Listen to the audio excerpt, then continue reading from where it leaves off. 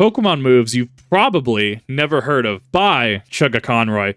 Now, I've heard of Chuggaaconroy for many years. I've known a lot of people who've liked him. I've never personally watched him. I have no idea what to expect. And as somebody who has been in Pokemon for a hot minute, I can't wait to see how many of these moves I've never heard of. Or, alternatively, if I've heard of any of these. Let's dive in, shall we? I've played Pokemon since the very beginning, and even now, every couple of years, I still get those moments when I see a move used on me and I go, wait, that's a thing? I think that's one of the best things about Pokemon. There's so much to learn, no one could ever truly know it all. So, welcome to the first in maybe a series, a celebration of those Pokemon moves you've probably never heard of. I'm in. I'm Today ready. I'll only be counting the first 5 generations because I feel that's where moves started to become easily missed. Right. Oh, and by the way, this is not a list of bad moves. A move can be obscure for lots of reasons. Some great moves are learned only by weak Pokemon or just not any Pokemon that can be obtained without transferring. In other cases, a move is awesome for competitive, but learned by 0 Pokemon in a main story. Yeah. Then in other cases still, they can be good, but just outclassed and not played because of the specific Pokemon they're on. Yeah. If they were on something else that didn't have better moves, they might be played. However, some moves really do just suck. Yeah. So let's get started on what I think is the worst pick here. So I actually do like that he clarified all 3 of these points because, yeah, moves you've never heard of doesn't necessarily mean bad, right? Just because you've never heard of, I'm sure everyone's heard of like Fury Cutter, right? Just because you've never heard of Fury Cutter, right? Or you've never heard of No Retreat on Phalanx, right? Doesn't necessarily make it bad. You know, some Pokemon like Victini, I feel Victini is vastly overshadowed by Recreate Rayquaza because, man, that thing sees Smogon competitive play. Oof, God. Yeah, that's a very in-demand Rayquaza. Yeah, I like that he clarified those points. Makes the list a lot easier to approach from any angle you really look at that. I've warned you. Bestow. You give your held item to a I've heard about this. It's been a hot minute. target that has none. Sure. It fails if the opponent already has a held item. Items are powerful. So basically any Pokemon in Versus or even a challenging boss fight is gonna have some good ones. You could just steal that good item while forcing something bad on the enemy with Trick or Switcheroo. Yeah. Any item trickery is given back to their respective owners after a trainer battle, but after a wild battle, nope. Then barely any Pokemon even learn Bestow. It's a whopping 11 as of Generation 5, and most of them suck. Sorry to begin on something so hard to listen to. I did warn you. Let's move on to our next category. Yeah, I mean, like, what do you do? Like what is the use case, at least in competitive, right? Like, if you're doing Smogon singles, doing VGC, right? What's the use case? Okay, you're probably wanting to bestow a ring target, or you're probably wanting to, like, thief their choice band, or wanting to thief their leftovers or something, or their gem even, right? You're probably wanting to bestow a ring target on them, because this was the generation with ring target, right? Like, well, this is also the generation with, like, Dragon Gem, Ice Gem, like all the gems. We eventually got normal gem back, but the gems were Gen 5. I kind of miss them. Like, what's the use case? Especially if there's a fail state for the move. I'm sure there's a fail state for, like, Switcheroo and Trick, right? I don't know. It's one of those, I feel that Switcheroo and Trick would be ultimately better because it swaps with the opponent rather than relying on your opponent to, I don't know, like, Drifblim Electric Seed into Electric Terrain status and just not have an item, or to be able to take their, like there's too many tempos that there's too many actions that have to take place in a single tempo, whereas you could just, I don't know, bring your, like, Whimsicott, your Prankster Whimsicott in with Ring Target, and then just, like, Switcheroo with the target, and then Gratz, now you have, like, a choice band or something. I don't know. It's interesting. I think that it comes down to tempo. I think it comes down to power, and there's just ultimately just better options. Moves that are useless in single player, but quite good in competitive. First off, we have Quash. My first reaction to hearing this— Ooh, Gen 7 Quash, though. Quash saw some play. This is, what the hell is even a Quash? Is that like a rotten vegetable or something? Yeah, I know, Squash. On your turn, you target a Pokemon and you make it move last. But this move does not have priority, so you must outspeed the target anyway in order for it to do anything. It's such a bizarre move to spend your whole turn on, and it has 0 use cases in single battles. Yeah, because it doesn't really matter in singles. Yeah, like, the absolutely 0 use case in single. Murkrow and Honchkrow were originally the only Pokemon to learn it through level up, and this is only barely expanded over time. More Or a Pokemon loan learn version. it through a TM that can only be bought with BP, and I'm willing to bet you didn't spend such a precious currency on that. No. So, okay. I guess we are talking Gen 5. Like, Gen 7, going into Sun and Moon, Quash saw some play. I know Loden Persian got it. It definitely saw some play in VGC. Murkrow is pretty good. Yeah. It can benefit from Eviolite, and it even has Prankster when Honchkrow does not. This is a move that saw later competitive success thanks to those factors, so I'm willing to bet plenty of you do know this move. I think this one's easily forgotten by non-competitive players because it was introduced in Generation 5, and yet no Generation 5 Pokemon can even learn it. It was introduced to us as a massive waste of BP. Ally. I didn't even know that it came out in Gen 5. Absolutely. Like, I'll give it that. I didn't even know. Ally Switch, was this really back in Gen 5? This was back in Gen 5, yeah. Because going into Sword and Shield, it was oppressive in a lot of ways in Sword and Shield VGC. But it was an old move. Like, it saw renewed interest. Kind of like Defog saw renewed interest in Sun and Moon, right? Where Defog, a lot more Pokemon got access to Defog, and thus we saw Defog a lot more. I think that was the case with Sword and Shield. I think that it wasn't necessarily a rework as much as like a lot of Pokemon got access to it. I still think the Sword and Shield TMTR system is peak. I actually don't like crafting from Scarlet Violet. I think that we went backwards personally. I like being able to have your TMs, your multi-use TMs be your kind of, pretty okay stuff. But if you want things like Earthquake, Blizzard, etc., you have to, do activity to build up TR stock, right? I like that. I actually have preference for that. I switch. Another useless move in singles. The user switches places with one of its allies, but fails every time if the user is alone. Only Kadabra and Alakazam could originally learn this move unless you, again, buy a TM that's locked behind BP. And even then, only 6 more Pokemon could be added to that roster of compatibility, making it near useless. Every now and then this shows up in VGC as its pool has thankfully expanded over time, and it's an interesting move, but in its debut, it was nearly non-existent. Despite its successes, some see it as a risky use of your turn to swap places and do nothing else when you can just switch into a different Pokemon and keep all 4 move slots. It's dependent on having a team built for it. 2 Pokemon that would always be covering each other, and one of them happens to be one of the few that gets this move. Our next It's a high risk, high reward play for all intents and purposes, right? Like if you have, I don't know. Let's say your name is Deoxys, right? Like Deoxys normal for whatever reason, and you have the ally switch, and you're expecting the opposing Tyranitar to crunch into that slot, right? You ally switch. I guess Deoxys speed would probably be the better one to use here because higher speed stat, right? You'd be ally switching into something that could probably resist it. Like it's big brain plays. Hence why in a past video, with ally switch, I'm like, I don't necessarily know if it's as oppressive. Just read correctly 5-head, which, I mean, don't get me wrong, there's absolutely, like, it had an effect on Gen 8 Sword and Shield format. Like it had a VGC presence, and it can definitely be frustrating, especially when you try to make the read, but your opponent reads your read or knows what you're going to do, and therefore your read isn't correct, and therefore you're just able, you gain no progress in game state.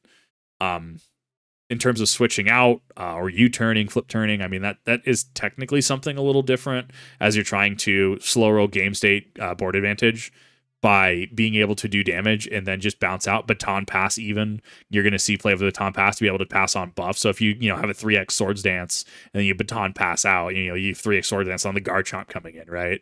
Ally switch is very specifically to reposition, to try to nullify your opponent's advantage is how I would word that. Category is moves that have had success after Generation 5, but started out kind of obscure. Sure. Final Gambit. You instantly faint, and your own HP lost is dealt to the enemy as damage. Notably, insta-fainting does not count as damage and cannot activate items like the Focus Sash. You're just dead. If it fails, you won't faint from using it. It's prominent on Staraptor and competitive play after this, and has shown up at Worlds multiple years. Yeah, going forward, I forgot it debuted in Gen 5, but yeah, this has like actual competitive showing. Like the Final Gambit is not unknown to competitive.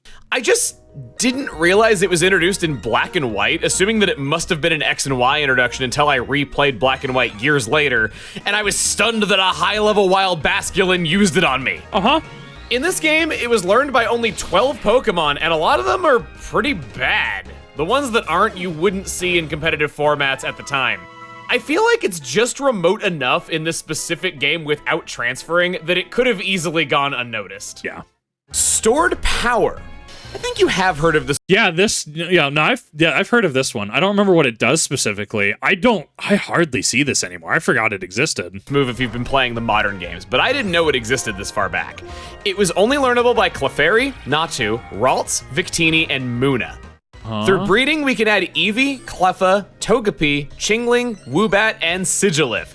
It's a 20 power special psychic type move, but that power increases by another 20 for every stat buff the user has, maxing out at 860 base power. Well, I know what my next black and white run's gonna be. When it was solo, the solo stored power run. Am I right? Nutty. Still didn't do much. Wow. Not a practical move in regular battling at all, but an interesting idea that I kinda like. Yeah. It finally became useful after 10 years thanks to Terra raid battles. So a lot of these things are only... Yeah, actually, that would make sense. Yeah. It's so interesting how game mechanics can shake up an entire move like that. And how well, to be fair, that's not unknown to Pokemon, right? Like, we saw Pokemon like Sneasel, who had very little viability in GSC because it was pre-physical special split, right? Remember, typings themselves used to be physical or special, not the moves. Now we have, Earth Power, which is a special ground move. We have Earthquake, which is a physical ground move that is non-contact, right? Like we have certain distinctions, and I guess we had it back in like Gen 3, right? Where we had I was playing through Fire Red right now again, alternative save file to just build up my number of games that are actually completed again. And Charizard being able to use Wind Attack, right? It's a flying move, but it's not contact, right? It's flying, therefore it is physical from what I remember the physical special chart back in Gens 1 through 3. And then Gen 4 we got the split. But the physical special split, even though we got Weavile, which was an evolution of Sneasel into Weavile, the physical special split allowed the use of the actual physical attack stat for those moves, right? And now obviously you get into but things like Flareon, sure, they could use their physical attack stat of 130, but Flareon didn't get Flare Blitz in Gen 4, which you would be correct. Flareon's kind of it had to get a little better over time. And then when it finally got certain toys, everything else kind of just power crept it out. This is to showcase that Pokemon has been changed over the years. We didn't even have EVs and IVs in Gen 1. Weren't they DVs, if I remember correctly? And then we had EVs, IVs going, I think, 2. And then in 3, we introduced that you could only... EVs were maxed in Gen 2, right? And then 3 was when you had to start EV training. 252, 2526, right? I think even then, we had that squash from 512 to 510 by Gen 5 or 6. Someone's gonna know exactly what progression I'm talking about. I totally forget the dates offhand. I forget what generations they were, but there have been changes across the game's history. Obscure if you're a specific type of Pokemon player. Maybe you didn't play past Gen 5, maybe you're not into competitive play. Now we move on to our category of signature obscure moves. Sure. All of these are either bizarrely outclassed by common moves that lots of other Pokemon get, or are frankly a pain to learn. First off, we got Night Daze. 85 power, Yeah, Zoroark uses this. 95% accurate with that power, special dark type attack. It has a 40% chance of lowering the opponent's accuracy, learnable only by Zoroark at level 64. Zoroark was originally an event Pokemon, so yeah, pretty unusual. Right, it did used to be event only. Dude, I've been in this game for way too long. I've been in Pokemon way too long. Oh my god, I remember this. It makes the list due to the high level and because it's kind of a toss-up whether you would want to use this better than Dark Pulse. Choose Dark Pulse. Dark Pulse is the exact same move, but it's 5 less power in exchange for 5 BP less and not 50% accurate. But Kip, it clearly says 95% accurate. No. If it's not 100% accurate, it's 50% accurate. Going back to Gen 1, you could even miss a 100% accurate move, right? Because of 1 in 256, right? I don't know if I think that stopped after Gen 1, right? Because that was just a coding thing. in Gen 1 RBY, you could have a 100% move, but if it rolled a 256 because it was greater than less than was actually greater than or equal to was actually I think mistyped. So it was just like yeah, it's there's a character in there that's wrong, but it leads into the 1 in 256 where you can have a 100% move miss in Gen 1. Yeah, just use Dark Pulse 5-head. You don't have to worry about accuracy at that point. For 100% accuracy and a 20% flinch chance.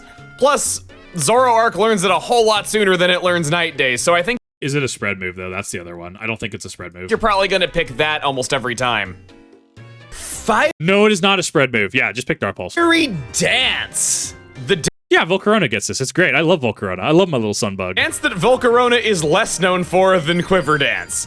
Volcarona learns this at level 100, doing 80 power fire damage with a 50% chance of raising its own special attack. I didn't know it was that high. Learn it. You won't. It's not horrible. Basically, it's better Charge Beam. It's just hard to justify a precious move slot 2 on Volcarona. You'll have Quiver Dance for 50 levels by then, which is a much better buffing move. And Volcarona's got Heat Wave for doubles, Flamethrower for singles. It's pretty redundant and just not worth it over 3 other great moves that it learns. Blue Flare. 130 power, 80. Yeah, isn't this Zekrom, or sorry, this is Blue Flare's Reshiram's level 100 move, right? Like it's high tier move. Where, oh god, I know Zekrom has its own variant. I forget the name of it offhand. But yeah, no, I know these ones, yeah. 85% accuracy and a 20% burn chance. It's basically better Fire Blast. I'm willing to bet most haven't seen this actually used in a video game because it's a second signature move for Reshiram and learned at level 88 or 100 depending on which game you're playing. Modern I actually didn't know it was game dependent. Interesting. Day, I think almost no one would use a vanilla Reshiram instead of transforming it into white Kyurem. Yeah! And even then... Because white-black Kyurem just better? Like... yeah! I think it's not impossible. Reasonably, though, I think people would consolidate it into white or black Kyurem. Most players won't get that high of a level for any reason. Levels are just set to 50 in multiplayer, and other easily obtainable moves are just a lot more reliable. Wait, am I the odd one out? Am I the odd one that raises every Pokemon, every competitive Pokemon to 100? Am I the odd one out for spending so many hours just grinding? It's Bolt Strike, yeah. For just grinding out that stuff? Am I the weird one in the room? Do y'all not just have like 3-4 boxes of level 100s in like your Sword and Shield box? I am the weird one here, aren't I? Bolt Strike! It's the same move as Blue Flare, just electric. Paralyzes instead of burns, and it's physical somehow. Learnable only by Zekrom at level 88 or 100 yet again. I feel like this is better than Blue Flare. What do you mean Victini had this? Bro, what? I gotta get me one of those. Oh my god, that's fantastic. Largely because a good physical electric move is more seldom than a good special fire move. I kind of like this one. Psy Strike. They finally gave Mewtwo a signature move, and it only took until Black and White. That one is definitely kind of weird. This one is Psyshock, but with 100 power instead of 80.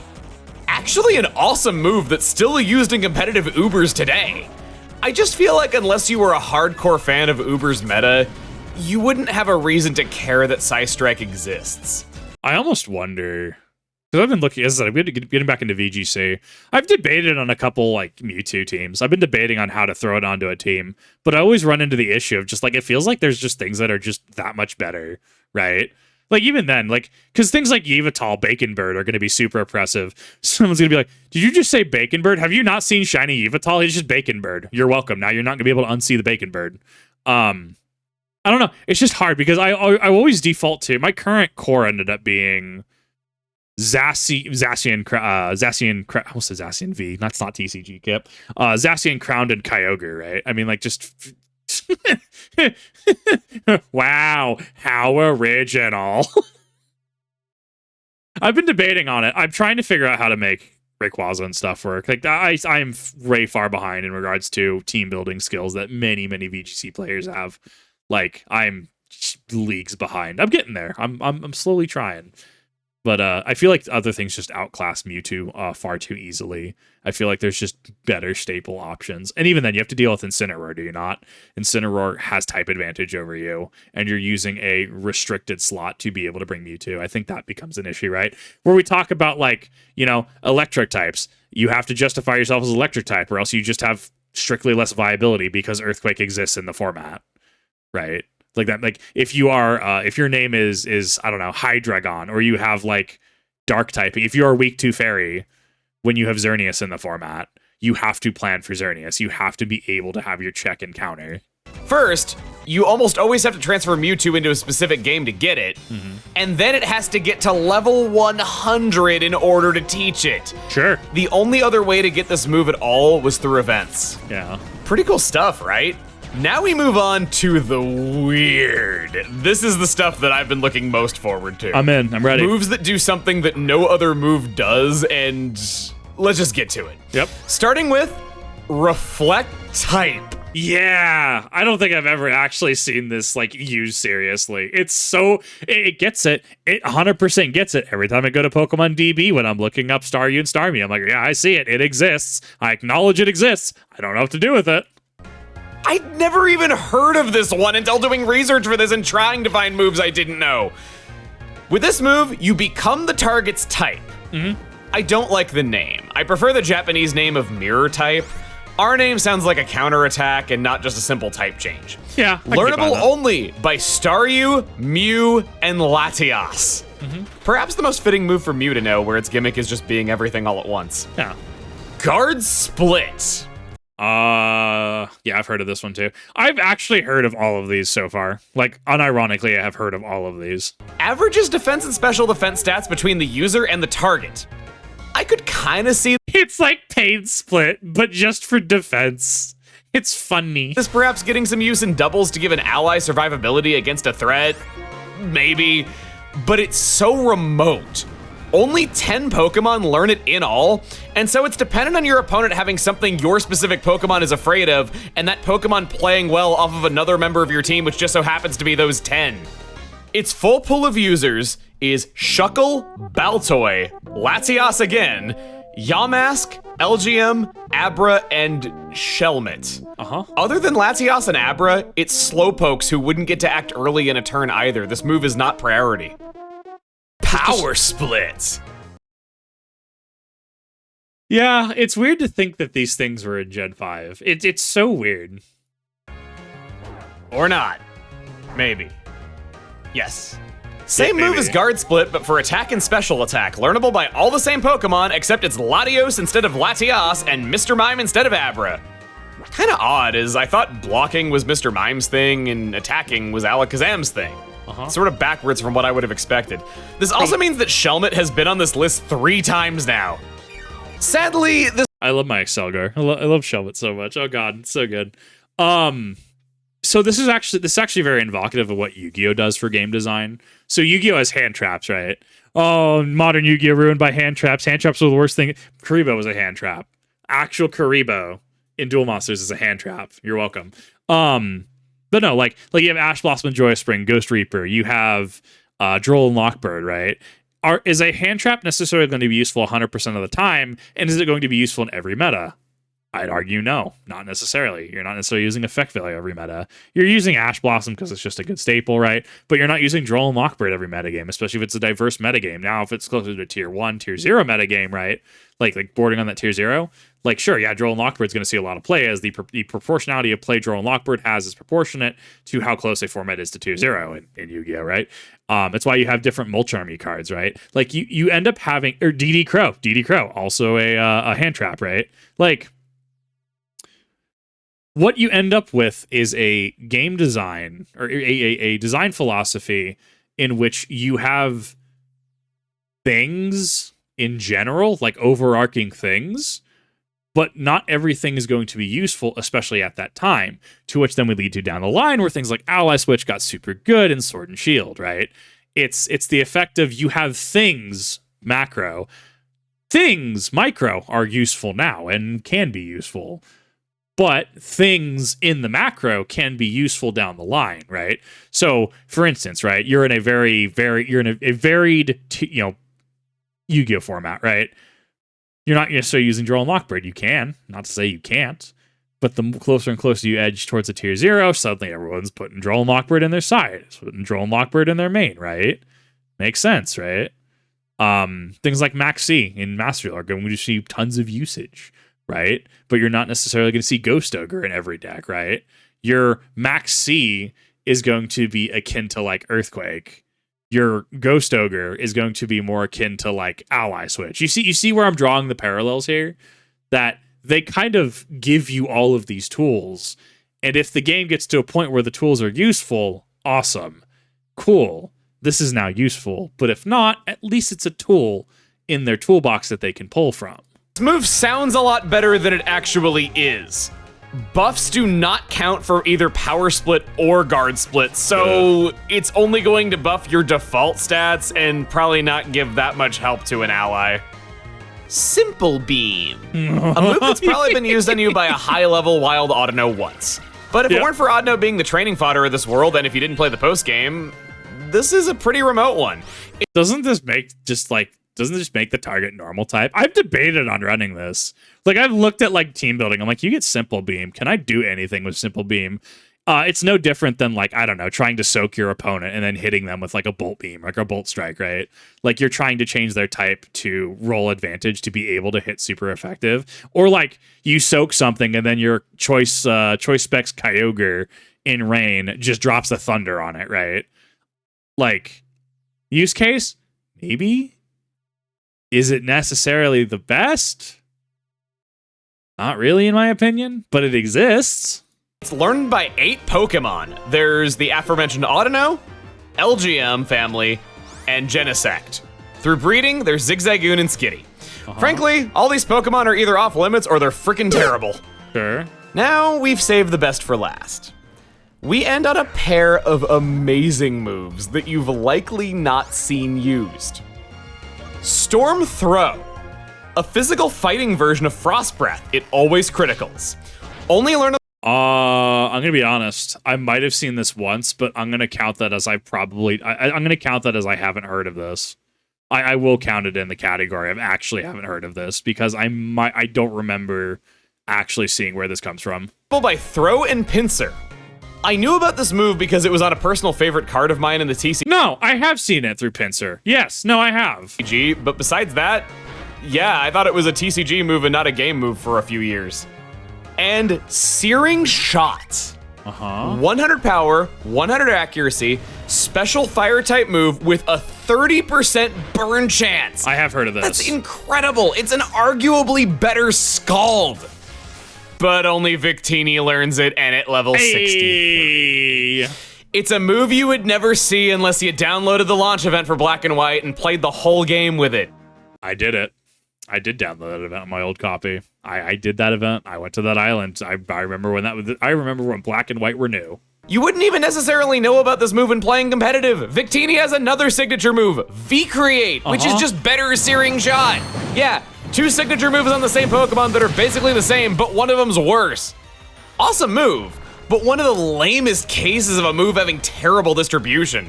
Heck, most Victini events give it to you already knowing V-Create, and you'd have to work for Searing Shot. It was like doomed on arrival despite how many other Pokemon wish they could use this move. And as of 2023, none of this has ever changed. It's an awesome, useless move. Yeah, I have to say, fun. I think this list illustrates just how many moves there are that change the rules of a battle. The game appears super simple on the surface, like you're just taking turns and hitting each other one at a time, and for most players, it is. But there's so much planning that goes into all the ways a Pokemon battle can play out. Even if most players will never use some of these more sophisticated moves, they still gotta program this stuff. And I think it's kind of impressive that we don't get more move-related glitches than we do. I couldn't imagine having to. Oh, don't worry. We have gotten some pretty bad ones. Wasn't there the was it Flying Drop Halucha going into, was it Sun and Moon or was it Oraz? I think it was Sun and Moon, right? There was a really bad glitch that ended up happening. It was a bad bug where you would like Flying Drop and then you would just be like up in the air permanently. So when the game breaks, the game breaks. logistically answer all of these questions of what happens when this move is used on the same turn as that move while this ability is in effect and the target is this specific type. And to do so in a way that doesn't infringe on another of those thousands of similar questions. And not to mention, just doing it in the name of giving people creative license so that they may or may not use these moves. Or players might not realize there is a good strategy involving that move until years in the future. It's happened before. Stuff like Dive Cats was not discovered until the end of Generation 5, but it was there all along. Maybe someday I'll cover some later generations. Gen 7 in particular has a ton of moves that I'm sure a lot of people haven't seen due to the sheer number of Z moves, and even Sword and Shield has some Gigantamax moves no one uses that never appeared in any other game and probably never will. I mean, but those are game mechanic specific, right? That's like saying Pokemon you've never heard of, number 10, like Mega Sableye or something like that. Or like what's a niche Mega that everyone forgets about? I was gonna say Mega Pinsir. I love Mega Pinsir. I will die on that hill. I love Mega Pinsir. Like, but you get what I'm going at, right? That's like saying, oh yeah, no, we had like G-Max Machamp. I don't know. It kind of falls into that territory of like game mechanic at that point. Like Mimikyu's whatever specific Z move in Ultra Sun and Ultra Moon, Snuggle Forever or whatever it's called. I can't remember the name of it offhand. Like that's more like game mechanic and game knowledge rather than knowing something like Power Split exists or something like Storm Throw existed. Know what you think, and I'll see you in the next video. I like the ending shot.